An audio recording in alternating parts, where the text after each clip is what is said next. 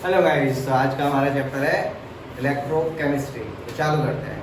देखो, आज हम लोग जो चैप्टर पढ़ने वाले हैं बहुत इंपॉर्टेंट और बहुत आसान चैप्टर होगा इसमें। ठीक, तो चैप्टर चालू करते हैं, ध्यान देना। चैप्टर है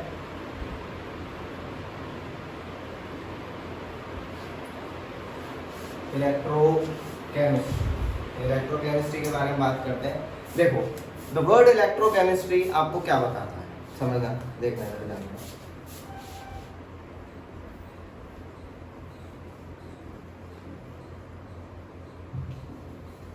इलेक्ट्रो प्लस केमिस्ट्री, समझ में आ रहा है, ध्यान देना। तो इलेक्ट्रो प्लस केमिस्ट्री का मतलब क्या है? इलेक्ट्रो का मतलब जहां पे भी आता है वहां पे मतलब होता है क्या? इलेक्ट्रिसिटी। क्या मतलब होता है? इलेक्ट्रिसिटी।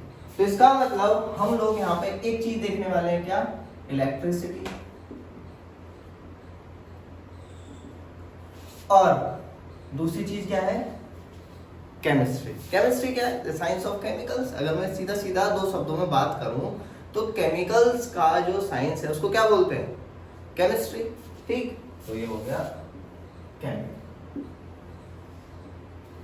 यानी कि क्या चीज पढ़ने वाले हैं हम, जरा ध्यान देना कि हम केमिकल्स की हेल्प से इलेक्ट्रिसिटी को कैसे बनाए। ठीक, क्या चीज? केमिकल्स की हेल्प से इलेक्ट्रिसिटी को कैसे बनाए, या फिर इलेक्ट्रिसिटी की हेल्प से हम केमिकल्स को कैसे। समझ में आ रहा है? इतनी चीज क्लियर है ना? यहां तक कोई दिक्कत किसी को? ठीक, अब जरा ध्यान देना, केमिकल्स की हेल्प से ये बनाना है और इसकी हेल्प से। ठीक, तो इसका मतलब हम लोग, मैं एक बोल दूं सीधा सीधा एक word, the interchangeable of electricity into chemical and chemical into, या फिर इंटरचेंजेबल लगा दिया तो इसका मतलब क्या है? आपस में एक दूसरे को चेंज होने का जो प्रोसेस है या ब्रांच है केमिस्ट्री की, उसको क्या बोलते हैं आप? इलेक्ट्रो। क्या समझ में आया? इतनी चीज क्लियर है सबको? चलो अब आगे देखो। तो देखो जरा, तो इसका मतलब मैं पहली चीज क्या कर रहा हूं, केमिकल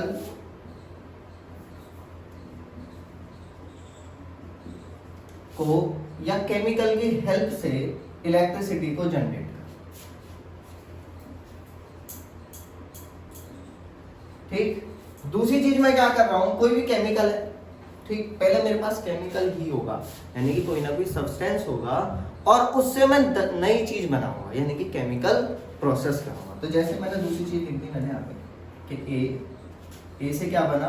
बी। ठीक है, ए से क्या बना? बी। और मैंने यहाँ पे क्या यूज कर दी? चलो मैं इसको भी इसी तरीके से समझाने की कोशिश करता हूं। मेरे पास ए था, ए से क्या बना? बी। ठीक, लेकिन साथ में मुझे क्या चीज मिल गई? लेकिन साथ में मुझे क्या मिला? इलेक्ट्रिसिटी। इलेक्ट्रिसिटी क्या है? एक फॉर्म ऑफ एनर्जी है। और क्या है इलेक्ट्रिसिटी? एक फॉर्म ऑफ एनर्जी है। तो यहाँ पे क्या चीज हुई? देखो, दो चीजें कि ए था, कोई भी केमिकल प्रोसेस हुआ, केमिकल प्रोसेस हो रहा है, ए से बी बना, बी बनने के बाद मुझे साथ में क्या चीज मिल रही है? ठीक, और दूसरा प्रोसेस क्या है? ये, और यहाँ से ये। ठीक, अब ये प्रोसेस आप लोगों ने पढ़ा, ये याद दिलवाता हूँ, याद दिलाऊं पक्का? देखना, तो ये वाला जो प्रोसेस है आपने इलेक्ट्रोलाइसिस प्रोसेस के अंदर पढ़ा हुआ है। ठीक, ये वाला प्रोसेस कहाँ पढ़ा हुआ है? इलेक्ट्रोलाइसिस 10th में आपके 3 चैप्टर में प्रोसेस इलेक्ट्रोलाइसिस का बाकायदा आया, जिसमें आप लोग क्या काम करते हो? वाटर का इलेक्ट्रोलाइसिस पढ़ा है, यानी कि आप क्या काम करते हो? वाटर को ब्रेक कर रहे हो। समझ में आया? तो यहाँ पे हम दो चीजें पढ़ने जा रहे हैं। पहली चीज मैं बता दूं सीधा सीधा, इलेक्ट्रोलाइसिस।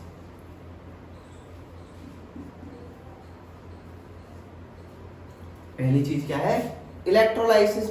तो सर ये दूसरी वाली चीज को क्या बोलोगे? देखो, इस तरीके के जो प्रोसेस है, जिस इक्विपमेंट में कराया जा रहा है या जिस तरीके से यूज किया जा रहा है, तो उसको बोलते हैं इलेक्ट्रोलाइटिक सेल।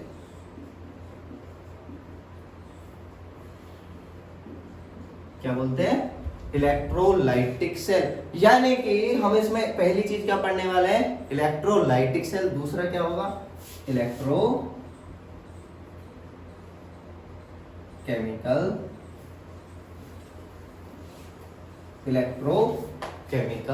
सेल।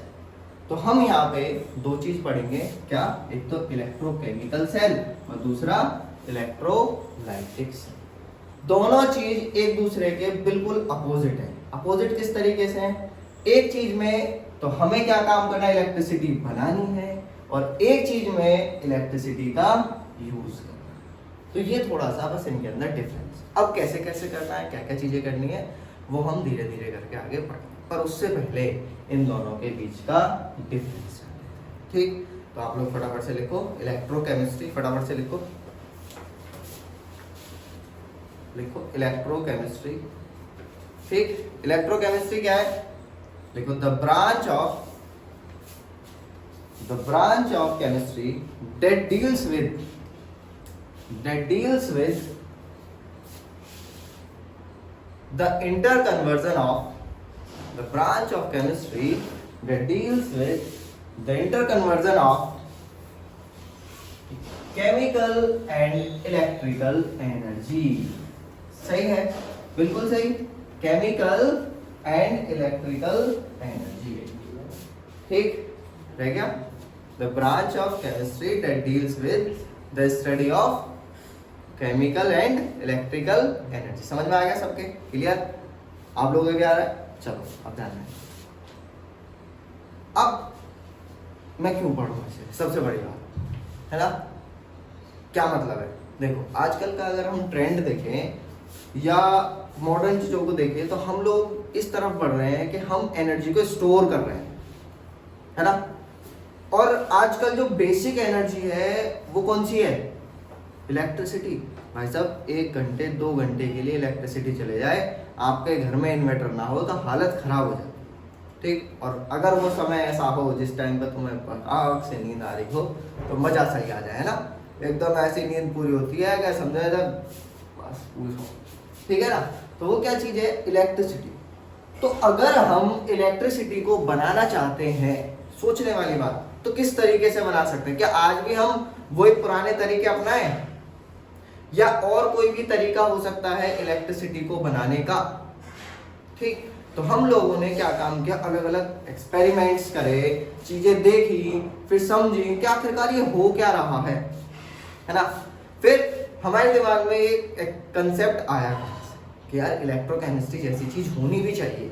कंसेप्ट आया, देखो जब हम कोई भी रिएक्शन कराते हैं, कौन सी रिएक्शंस, रिडॉक्स रिएक्शन, तो आप लोग देखते हो वहां पे इलेक्ट्रॉन का या चार्ज का मोशन होता हुआ दिखता है आपको। चार्ज भाई जिसका ऑक्सीडेशन हो रहा है वो इलेक्ट्रॉन रिलीज करेगा, दूसरे के अंदर जाएगा, है ना, ऐसे करके हो रहा है। तो वहीं से हम लोगों ने कंसेप्ट उठाया किस तरीके से कि यार ये क्या हो रहा है, मोशन हो रहा है। अगर ये मोशन इस तरीके से होने लग जाए एक तार के थ्रू अ वायर, है ना, तो मैं क्या काम कर सकता हूं, करंट जनरेट करने के कारण। जैसे समझ देखो, जैसे मान लो यहां पे रिडक्शन होने लगे R, ठीक, R -1, है ना, रिडक्शन हो रहा है आपका। यहां पे क्या है, ऑक्सीडेशन होने लगे, O किसमें बनने लगे, ये O ऑक्सीजन नहीं है, ध्यान रखना, O+1। ठीक, अब एक टाइम बाद क्या होगा, ये प्रोसेस रुक जाएगा अपने आप, थोड़ा सा तो चलेगा, फिर क्या होगा, प्रोसेस क्या होगा, रुक जाएगा। तो इस प्रोसेस को कंटिन्यू होने के लिए फ्लो ऑफ इलेक्ट्रॉन की जरूरत है। मैं क्या काम करूं, यहाँ पे इलेक्ट्रॉन की जरूरत है और ये क्या काम कर रहा है, इलेक्ट्रॉन को रिलीज आउट कर रहा है। ठीक है, तो एक टाइम पे यहाँ पे इक्विलिब्रियम जनरेट होगा और यहाँ पे भी क्या होगा, इक्विलिब्रियम अपने आप आ जाता है। ठीक है, अब क्या हुआ, मैं यहाँ से वायर इस तरीके से कनेक्ट करूं। जब मैं वायर कनेक्ट करूं तो यहाँ पे क्या हो, ये वाला इलेक्ट्रॉन इस वायर के थ्रू अगर बहता हुआ यहाँ पे आ जाए, तो देखो यहाँ पे इलेक्ट्रॉन बढ़ने लग जाएगा एक तरीके से, है ना, तो इसकी डिमांड पूरी होगी, ये इलेक्ट्रॉन को एक्सेप्ट करेगा, रिएक्शन आगे चलती चली जाएगी। ठीक है, ऐसे ही यहाँ पे इलेक्ट्रॉन घटने लग जाएगा। तो क्या हुआ, मैंने क्या काम किया, करंट एक तरीके से जनरेट कर। तो मैंने ये तरीका कि यार ये जो इलेक्ट्रॉन का फ्लो है ना, ये मेरे हिसाब से होना चाहिए, बस इतना सा दिमाग लगाया और पूरी हम लोगों ने दुनिया से पढ़ी। आजकल हम लोग देखते हैं बैटरीज, और आजकल तो इलेक्ट्रिक कार भी आ रही है। हम लोग इतना करंट जनरेट कर पा रहे हैं कि 200 किलोमीटर कार चल जाती है। सोचो कितनी बड़ी बात है। इवन पानी नहीं डलता आजकल बैटरी में, ठीक है। तो हम लोग इतनी हायर टेक्नोलॉजी के पास जाते जा रहे हैं। वो सब चीज, जितनी भी चीज हम लोग देखते हैं, वो किस में आता है? आपका इलेक्ट्रोकेमिस्ट्री के अंदर ही आता है, ठीक है। यहाँ तक कोई दिक्कत? यहाँ तक किसी को कोई समझ में नहीं आया वो तो बताओ। क्लियर है ना? हाँ पक्का? चलो तो फिर देखो, अब आप लोग क्या काम करो, हेडिंग डालो। हम लोग जो, हाँ मैं एक चीज बता दूं, हम लोग किस तरीके से इसको पढ़ने वाले हैं।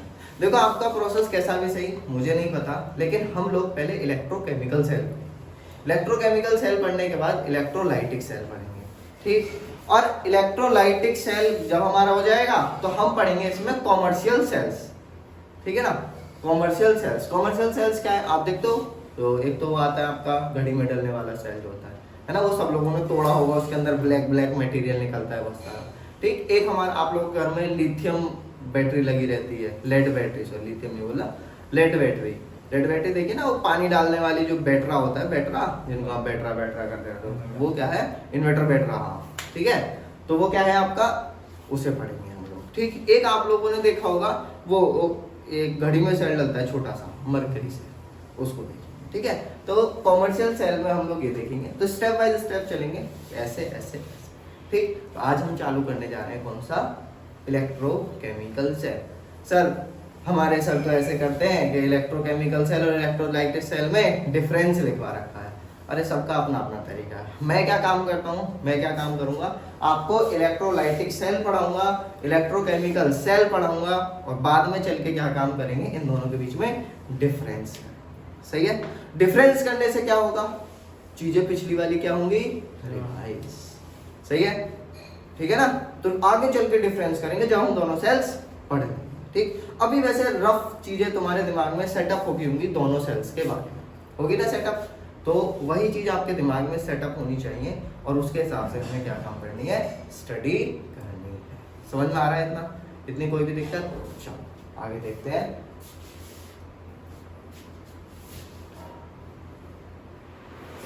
चलो तो अब आगे देखते हैं क्या चीज हम लोगों ने क्या चीज लिखनी है, इलेक्ट्रोकेमिकल सेल। समझते हैं पहले इलेक्ट्रोकेमिकल। वैसे मैं तुम्हें बता चुका हूँ इलेक्ट्रोकेमिकल सेल क्या होता है।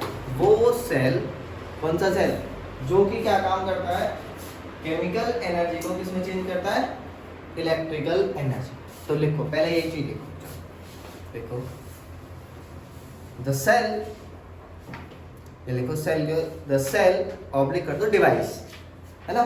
सेल से जैसा लगता है पता नहीं क्या चीज करा दी। द सेल ऑब्लिक कर दो क्या, device that converts chemical energy to electrical energy. अब समझना बड़े बड़े लोग इसको कैसे समझाते हैं। बड़े बड़े लोग इसको कैसे समझाएंगे, वो लोग कहेंगे क्या कि भैया ये एक ऐसी चीज है, कैसी कि ये जो हमें फ्री एनर्जी देना, कौन सी, गिव्स फ्री एनर्जी। समझते हैं गिव्स फ्री एनर्जी, याद है कुछ धुंधली धुंधली। अच्छा मैं एक एग्जांपल समझाता हूँ। मैंने क्या काम किया, एक बंदे को क्या काम किया, साइकिल बिठाया। साइकिल बिठाने के बाद उससे बोला पेंडल मार, धड़ा, उसने क्या काम किया, पेंडल मारा। पेंडल मारने के बाद उसने क्या काम किया, पेंडल से अपने पैर हटा दिए। तो क्या होगा, साइकिल रुक जाएगी? थोड़ी दूर तक चलेगी ना, चलेगी। तो क्या हुआ कि कुछ उसके अंदर एनर्जी थी जिसकी वजह से एक यूजफुल वर्क करा जा रहा है। तो जो कुछ एनर्जी थी जिसकी वजह से क्या हुआ, कुछ यूजफुल वर्क करा गया, दैट इज कॉल्ड एज गिव्स फ्री एनर्जी। उसी को क्या बोलते हैं, गिव्स फ्री एनर्जी।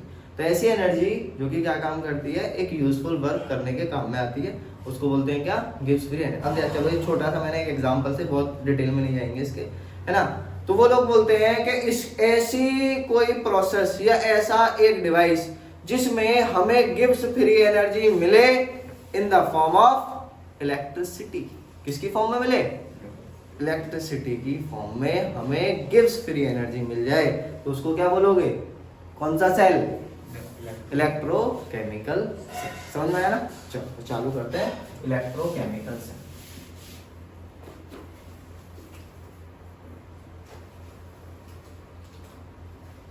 तो पहला डेफिनेशन क्या लिखा हम लोगों ने, पहली चीज क्या लिखी कि ऐसा सेल जिसमें क्या हो, केमिकल एनर्जी को किसमें चेंज किया जाए, इलेक्ट्रिकल एनर्जी। दूसरी डेफिनेशन लिखो फटाफट से, a device in which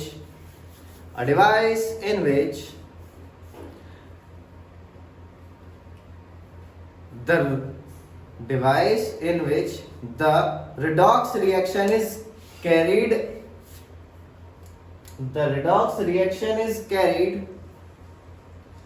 indirectly and the decrease in free energy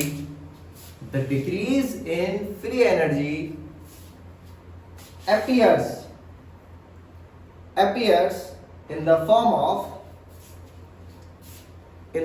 of electricity या electrical energy, समझ में आया? तो ये हो गया, ये काम है। अब इसको समझते हैं एक एग्जांपल। मैंने एक रफ एग्जांपल दिया था ना, ऐसे ऐसे करके हम लोगों ने एक जगह अलग करी, एक जगह दूसरी रिएक्शन करी, फिर हम लोगों ने क्या काम किया, उन दोनों को कनेक्ट किया था, कनेक्ट होने से क्या हो रहा था, चार्जेस का फ्लो हो रहा था, ये सारी चीज हम लोगों ने देखी। तो अब क्या काम करते हैं, इसको एक एग्जांपल से समझते हैं, जो कि बहुत आसान एग्जांपल है ना, एग्जांपल बहुत इजी है। तो एग्जांपल लेते हैं गैल्वेनिक और डेरिवेटिव, ठीक है। तो गैल्वेनिक सेल देखते हैं, पढ़िए ये सेल, पढ़ी नहीं है, पढ़ी है।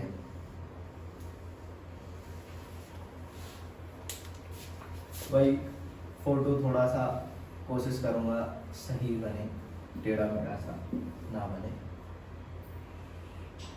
देखो मैंने क्या काम किया, दो बीकर लिए। अभी मैंने क्या काम किया था, ऊपर पढ़ोगे डेफिनेशन में, तो रिडॉक्स रिएक्शन हो रही है।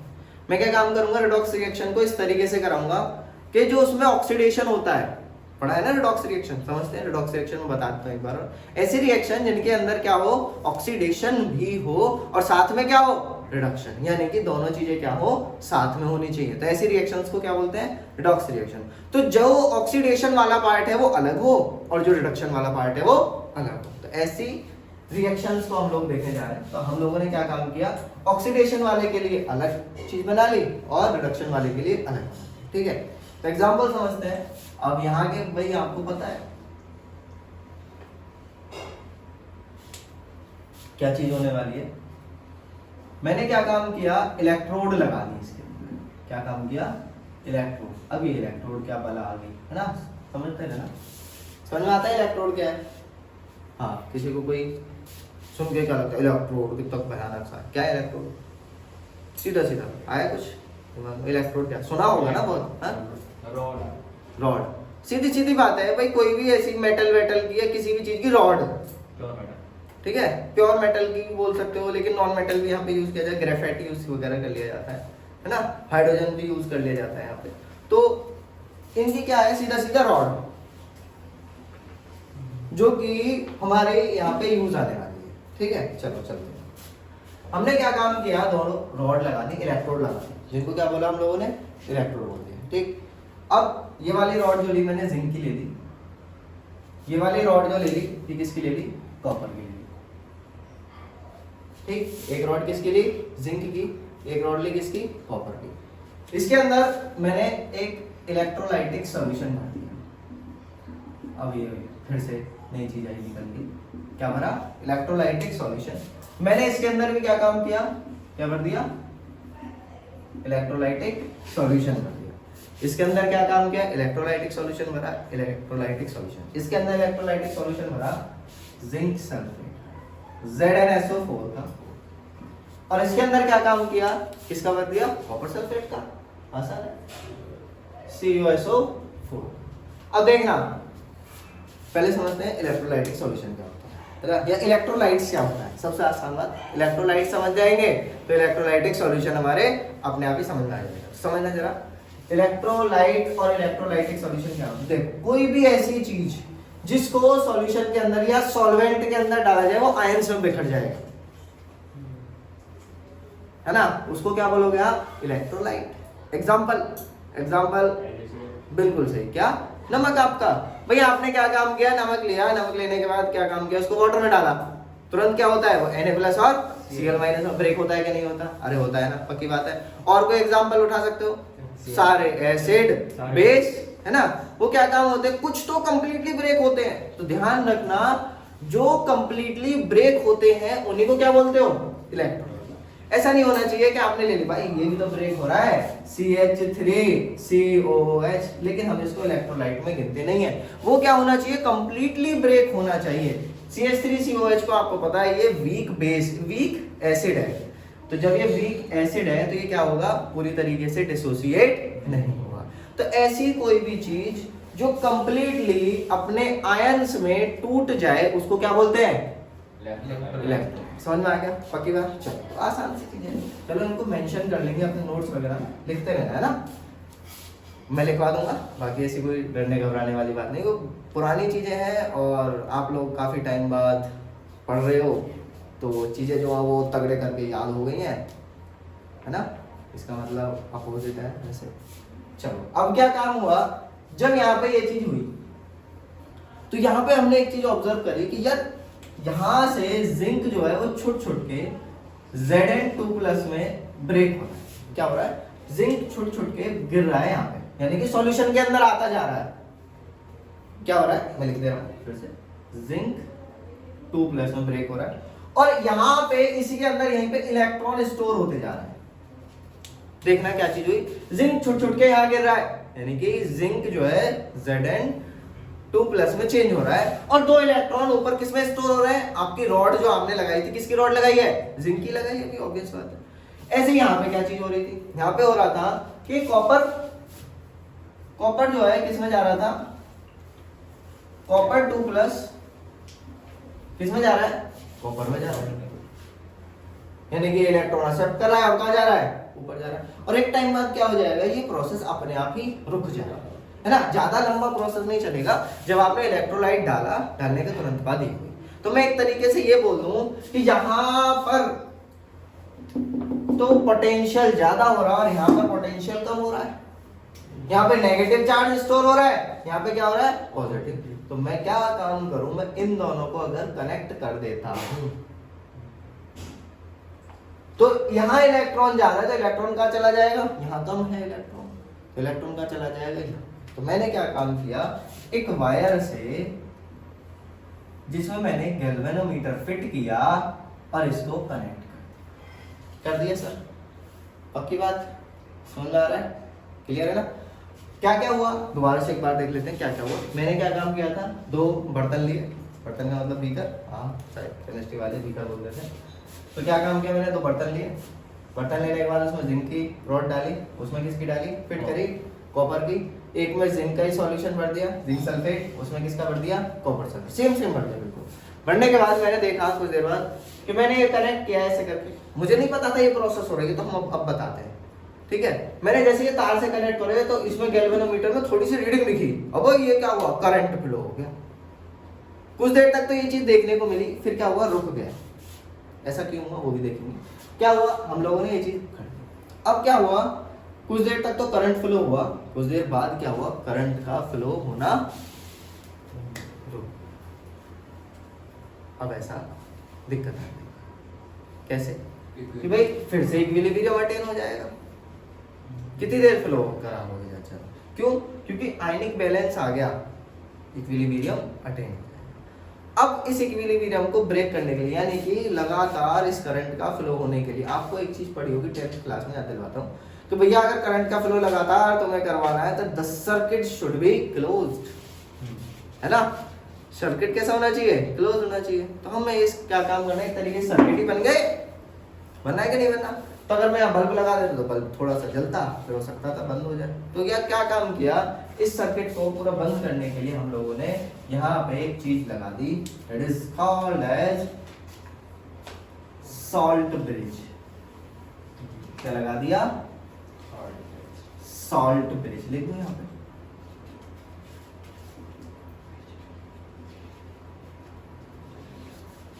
देखो सॉल्ट ब्रिज से क्या फायदा हो रहा है कि यहाँ पे जिस चीज की जरूरत हो रही है वो चीज यहाँ पे पहुंच जाएगी, यहाँ पे जिस चीज की जरूरत होगी वो चीज ये सॉल्ट ब्रिज प्रोवाइड कराता रहेगा साथ के साथ। समझ में आ गया, इतनी चीज क्लियर, समझो। अब इसमें क्या भरा जाता है, इसमें ऐसी चीज भरी जाती है जिसको बोलते हैं हम कि ये रिएक्शन तो हो, मतलब ये वाली इधर वाली रिएक्शन तो हो, लेकिन ऐसा सॉल्ट भरा जाए इसमें कि ये इसके आयंस वायंस के साथ में रिएक्शन ना करे। सही है, इसके आयंस वगैरह के साथ में रिएक्शन ना करे। ठीक है, तो यहाँ पे इस तरीके से क्या भरा जाता है, इसके अंदर सॉल्ट, जैसे KCl भर दिया है ना, तो KCl वगैरह आप लोग इसमें फिलअप कर सकते हो।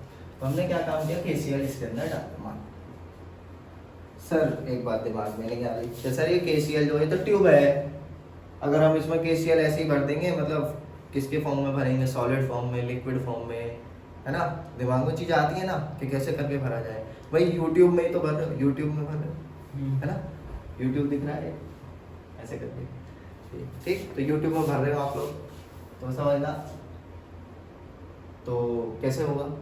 भाई यूट्यूब में भर दिया, लिक्विड पानी सा भर के लेके जा रहे, यूं कर कर पूरा रायता सब फैल गया उसमें है, KCl इधर भी KCl इधर भी KCl, तो जो चीज़ हमें चाहिए वो चीज़ तो मिली नहीं, तो फिर कैसे करें इसको, क्या काम है, क्वासी फ्लूइड। आपने जेली जेली सी जेली देखी है ना सब लोगों ने, अबे एल्पल लिपल जेली तो खाई होगी, हाँ, तो वो देखिए ना, तो इस तरीके से इसको चेंज करके उसमें डाल दिया जाता है ना, खाई आज खाना ठीक है।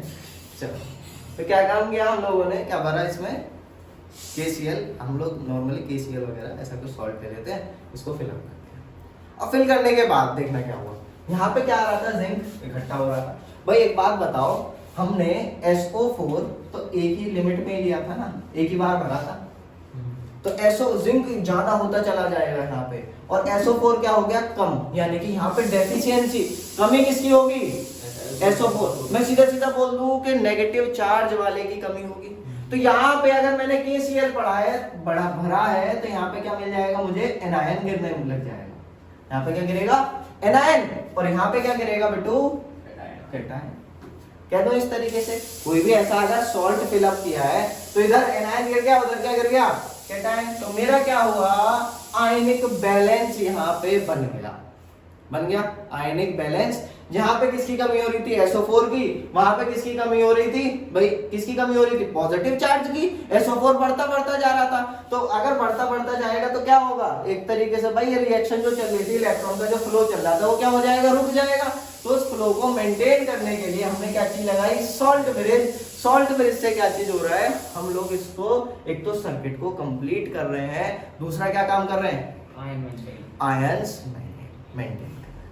समझ में आया, यानी कि दो फंक्शन तो यहाँ पे हम लोगों को पता चल गए कि भैया एक तो सर्किट कंप्लीट करना, दूसरा क्या है, आयनिक मेंटेन।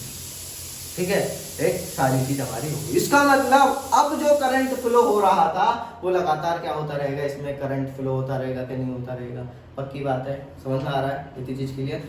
तो ये चीज आपका एग्जाम्पल हो गया किसका, अब समझ में ये चीज है कि सर ये बता दो जरा कि इसमें से एनोड कौन सा है और कैथोड कौन सा है ना, एनोड कौन सा और कैथोड कौन सा है। तो वो चीज समझने के लिए आप लोग हमेशा ध्यान रखना कि एनोड और कैथोड कोई भी चार्ज से नहीं होता। मैंने बोला था ये नेगेटिव चार्ज होगा, ये पॉजिटिव चार्ज होगा, जो भी जैसा चार्ज होगा, जिसका जैसा भी है वो हो जाने।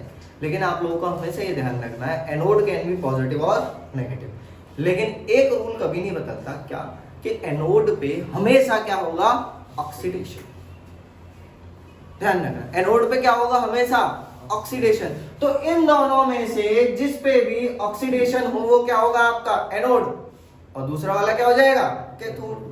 में दूसरे वाले पे क्या हो रहा है, रिडक्शन हो रहा है ना, समझ में आ रहा है। तो जरा देखना यहाँ पे क्या हो रहा है, अगर मैं रिएक्शन की बात करूं तो जिंक जो है वो किस में चेंज हो रहा है, जिंक 2+ में, और यहाँ पर क्या हो रहा है, कॉपर जो है वो किस में चेंज हो रहा है, कॉपर में। कॉपर आयन किस में चेंज हो रहा है, कॉपर में। तो यहाँ पे ऑक्सीडेशन हो गया और यहाँ पे क्या हो गया, रिडक्शन, जिसकी वजह से ये वाला एनोड होगा और ये वाला क्या होगा, कैथोड। तो एनोड कैथोड पहचानने आ गए, पक्की बात। यहाँ तक कोई डाउट है किसी को तो पूछ लेना। इतना क्लियर, समझ में आ गया। अब इसी में हम लोग समझेंगे, इसी में कि आखिरकार इलेक्ट्रोड पोटेंशियल क्या होता है। ठीक है, सारी चीजें आएंगी यहीं पे, इलेक्ट्रोड पोटेंशियल, आखिरकार हम सेल के वोल्ट कैसे निकालते हैं, क्या चीज होती है, सब चीज धीरे धीरे करके हम लोग पढ़ने वाले हैं, समझने वाले हैं। ठीक है, तो अभी तक कोई डाउट हो पूरे चैप्टर में जहाँ तक मैंने पढ़ा दिया तो वो मेरे से आप लोग पूछ सकते हो। है किसी को समझ आ गया? चलो।